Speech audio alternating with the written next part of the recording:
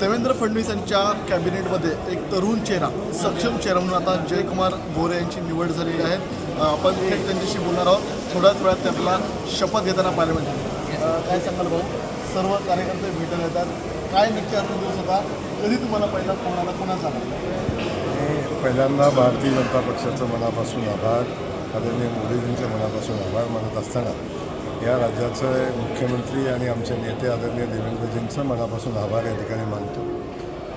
माझ्यासारख्या सामान्य कुटुंबातल्या शेतकऱ्याच्या मुलाला आज राज्यामध्ये काम करण्याची संधी दिलेली आहे आणि त्या संधीचं सोनं या निमित्तानं करता येईल आणि आदरणीय देवेंद्रजींच्या नेतृत्वाखाली महाराष्ट्राला पुढे घेऊन जात असताना त्यांच्यासोबत काम करण्याचा आनंद असेल. या मंत्रिमंडळ हे जम्बो कॅबिनेट मंत्रिमंडळ आहे, तर या मंत्रिमंडळामध्ये बरेचसे नवे आणि तरुण सारखे चेहरे आहेत. तर तुम्ही या मंत्रिमंडळामध्ये काम करत असताना काय तुमचे ध्येयधोरण असतील? मुळातच भारतीय जनता पक्षाचं ध्येय धोरण आणि या राज्यासाठी सगळ्यात महत्त्वाचा जो पाण्याचा प्रश्न आहे, दुष्काळमुक्तीला इकडे हे राज्य घेऊन जात असताना या शेतकरी बांधवांसाठी, युवकांच्यासाठी, खास करून आमच्या लाडक्या बहिणींच्यासाठी जे काय करता येईल ते करायचा प्रयत्न आम्ही आदरणीय देवेंद्रजींच्या नेतृत्वाखाली करू.